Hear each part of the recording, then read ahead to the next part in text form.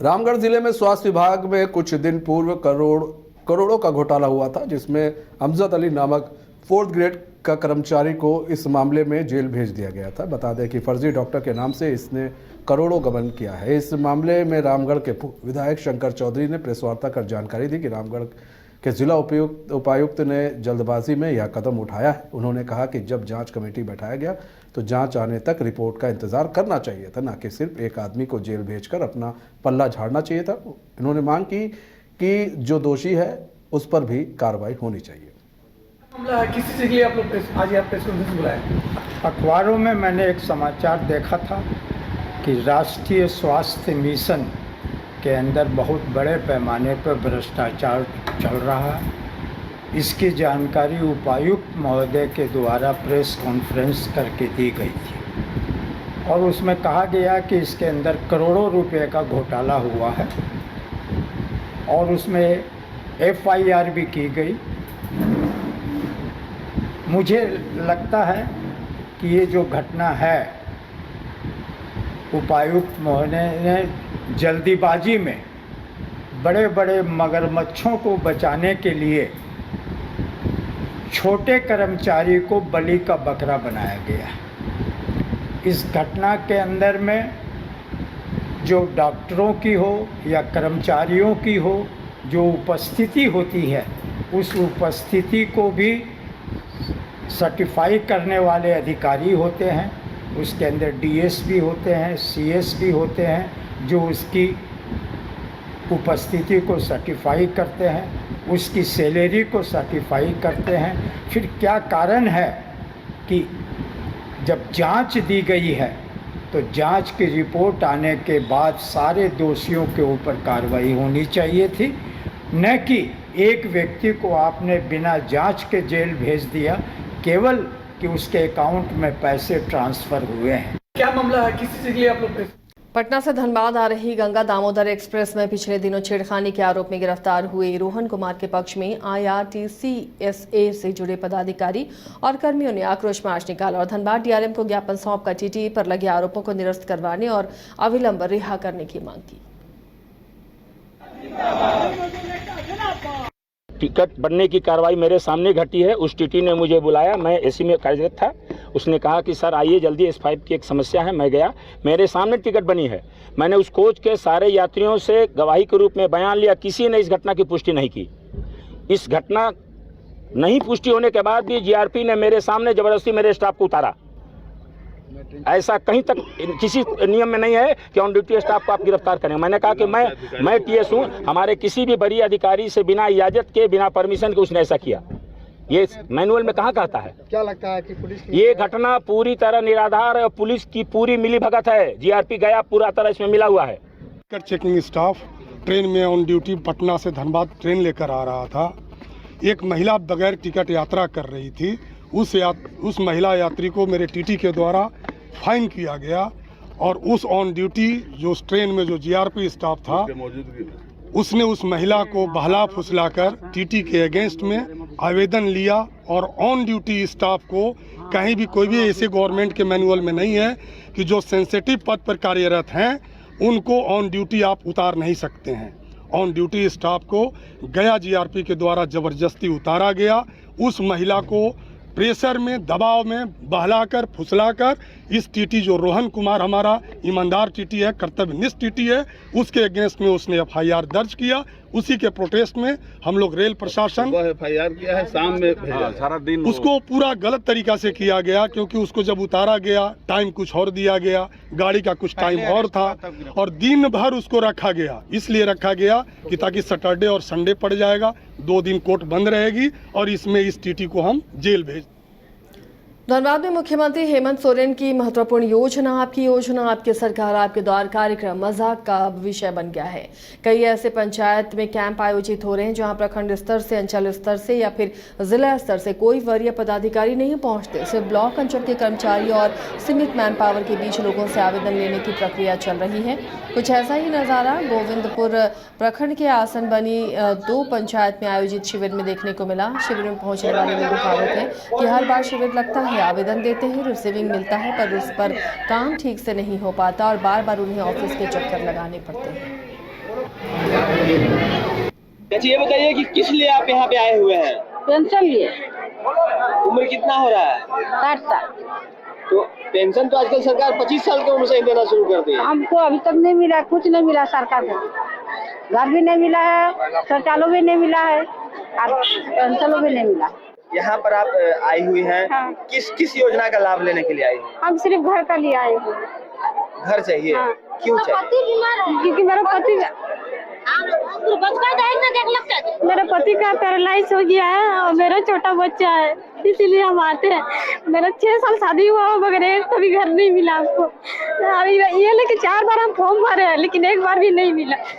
4 बार सरकार आपके हाँ। द्वार कार्यक्रम में भी भरे, इससे पहले भी भरे? हाँ, नहीं मिला। पीएम आवास का लाभ मिला है कभी? नहीं, कभी भी नहीं, कभी भी नहीं। मेरा सास का भी नहीं हुआ, मेरा गोतनी का भी नहीं हुआ, मेरा भी नहीं हुआ। लगी हुई है आपकी सरकार के द्वारा, इसमें आप आए हुए हैं। आप आम आदमी हैं या वार्ड सदस्य हैं? वार्ड सदस्य हैं। लोगों को क्या परेशानी हो रही है? जैसे कि हम लोगों ने इतने आवेदन किए हैं अब आवास के लिए और पेंशन के लिए, जो सरकार ने घोषणा की जो 50 साल के औरतों को जो मिलेंगे पेंशन, उसमें 1% काम नहीं हुआ है। पूरा पंचायत में हम लोग लग रहा है कि लगभग 5000 की आसपास आवेदन किए हैं पेंशन वाला, और जो अबुआ आवास जिसको मिलना चाहिए उसका डाटा।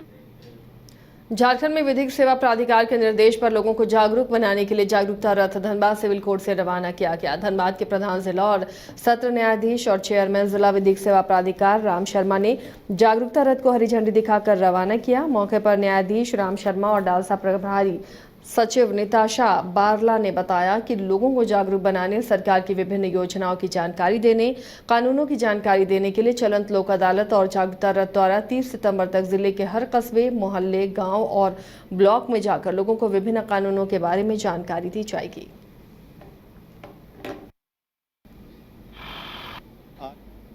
माननीय जालसा के द्वारा धनबाद जिले में मोबाइल जस्टिस ऑन व्हील का रवानगी दी गई है, जो कि 30 तारीख तक ज़िले में हर ब्लॉक में जाकर यहाँ के नागरिकों को उनके अधिकारों के बारे में बताएगी। और किसी की कोई समस्या है, किसी के कोई सर्टिफिकेट नहीं बन रहा है या कोई परेशानी झेल रहे हैं, तो उनको यहाँ पर जो PLV हैं या ऑफिसर्स होंगे वैन के साथ, तो वो अपनी समस्याएँ रख सकते हैं, उनका निवारण किया जाएगा, तत्काल निवारण किया जाएगा। सितंबर में ये अभियान चलेगा और इसके तहत हम लोग हर ब्लॉक्स में, हर गांव-गांव में घूम के और कानून की जानकारी देंगे और ये बताएंगे कि किस तरह आप लोग अपनी समस्याओं का समाधान कर सकते हैं। इस वैन में डालसा की तरफ से डालसा के पैनल अधिवक्ता, PLVs और न्यायिक पदाधिकारीगण और अन्य अधिवक्ता भी रहेंगे, जो कि ऑन द स्पॉट जिनकी भी जो समस्याएं होंगी कानून से जुड़ी या बिजली या बैंक से रिलेटेड या इस तरह के छोटे छोटे मामलों की सुनवाई करेंगे और उसका त्वरित निदान करेंगे। ये वैन इस पूरे महीने 30 सितंबर तक चलेगी और हम लोग पूरी कोशिश करेंगे कि इस अभियान को सफल बनाएं। कहाँ घूमेगी मैडम? ये धनबाद के हर ब्लॉक में आज जैसे पहला दिन है, आज अग्यारकुंड जाएगी और वहाँ के हर गाँव में घूमेगी, फिर निरसा और बलियापुर। गढ़वा पुलिस ने 23 अगस्त को रामकंडा थाना क्षेत्र के खरियानी पुल के पास हथियार के बल पर Chaitanya India Fin Credit private limited company के कर्मी से दिन दहाड़े हुए लूटकांड का उद्भेदन करते हुए 2 सड़क लुटेरों को गिरफ्तार कर लिया।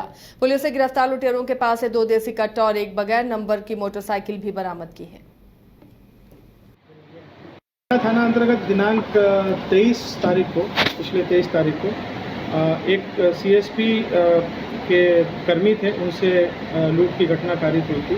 उसमें करीब 50,000 रुपये उनका लूटा गया। उसमें 3 अपराध कर्मी शामिल थे।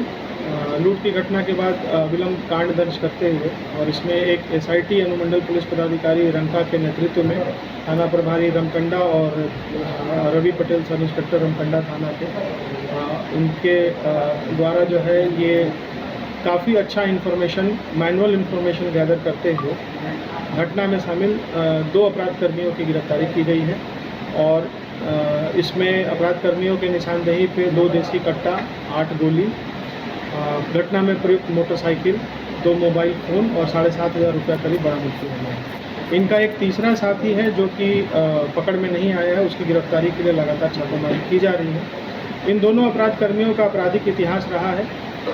एक का गया बाराचट्टी में लूट की घटना में शामिल रहा है, दूसरा पलामू में आम सेट की घटना में शामिल है। तीसरा भी अपराधकर्मी है, वो कई कांडों में संलिप्त रहा है, तो उसकी भी गिरफ्तारी के लिए लगातार हम लोग प्रयासरत हैं। और इस छापामारी दल में जो भी सदस्य शामिल थे उनके द्वारा काफ़ी अच्छा डिटेक्शन किया गया है, तो उन लोगों को हम अपने स्तर से इसमें पुरस्कृत करें। विधानसभा चुनाव की तैयारी की समीक्षा को लेकर धनबाद भाजपा महानगर की कार्य समिति की बैठक संपन्न हुई, जिसमें जिला भाजपा प्रभारी राजकुमार श्रीवास्तव, जिला अध्यक्ष श्रवण राय समेत तमाम भाजपाई बैठक में मौजूद रहे। वहीं सांसद एवं विधायक कार्य समिति की बैठक में नजर नहीं आए। कार्य समिति बैठक आगामी चुनाव को लेकर मंथन किया गया। के लोग जो राजनीतिक दायित्व का निर्वहन कर चुके हैं और आज भी ऐसे अभी जिला कार्य समिति के बैठक का मुख्य उद्देश्य है आगामी कार्यक्रमों को करना। जैसे हम लोग जिला कार्य समिति की बैठक की है, उसी तरह से हम लोग मंडल कार्य समिति और बूथ कार्य समिति की बैठक करेंगे और सारी कार्य योजना हम लोग बूथ लेवल से लेकर के एक एक जन जन तक पहुंचाएंगे और पहुंचा करके भारतीय जनता पार्टी को जिताने की दिशा में कार्य करने के लिए ये कार्य समिति की बैठक हुई है और इसी तरह बूथ और लेवल तक भी हम लोग कार्यक्रम करेंगे। अभी अंतर कला का दौर अभी भी जारी है, जनता क्या समझे? इन विषय पर हमें कुछ कहना नहीं है, कि प्रदेश के संज्ञान में प्रदेश अपना जो निर्णय लेगी प्रदेश के निर्णय के साथ हम प्रदेश में बैठक हुई। प्रदेश ने इस विधानसभा चुनाव को काफ़ी गंभीरता से ली है और बूथ स्तर तक की योजना को पूर्ण करने के लिए कई लेयर की प्रभारी की नियुक्ति हुई है। अब इस जिला में तीनों विधानसभा के अलग अलग प्रभारी बनाए गए हैं जो प्रदेश के बड़े नेता हैं। उसके अलावा विभिन्न राज्यों से बिहार, उत्तर प्रदेश, छत्तीसगढ़, बंगाल ऐसे से कई बड़े नेता को प्रवासी प्रभारी के रूप में बनाया गया है। तो यहाँ पर 2 विधानसभा में उत्तर प्रदेश के पूर्व सांसद और बंगाल के एक सोनामुखी के विधायक, इन तीनों आदमी को प्रवासी प्रभारी के रूप में बनाया गया।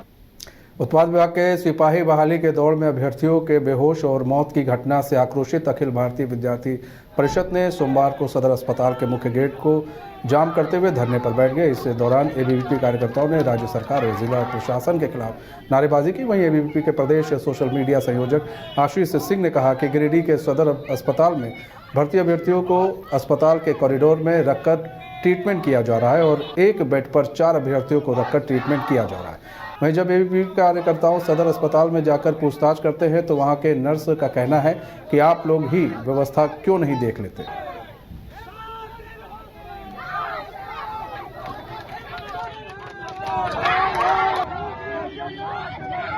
हाल में हम लोग देख रहे हैं झारखंड सरकार के द्वारा एक षड्यंत्र रचा गया। जब वो 1 साल में 5 लाख युवाओं को नौकरी नहीं दे पाए, जब वो अपने वादे से सरासर पलटते हुए और झूठे दिखाई दिए, तब उन्होंने युवाओं के साथ एक बहुत बड़ा छल किया। आप समझ सकते हैं कि पिछले साल जो भी ऐसे भर्तियां होती थी उसमें 6 मिनट में 1.6 किलोमीटर की दौड़ होता था और आज उसको बढ़ा करके आप 1 घंटे में आप 10 किलोमीटर की दौड़ करवा रहे हैं। और अभी तक कम से कम पूरे झारखंड में अगर आंकड़ा निकाला जाए तो 20 से अधिक छात्रों की जान चली गई है। आखिर इसका भरपाई और इसका जवाब कौन देगा?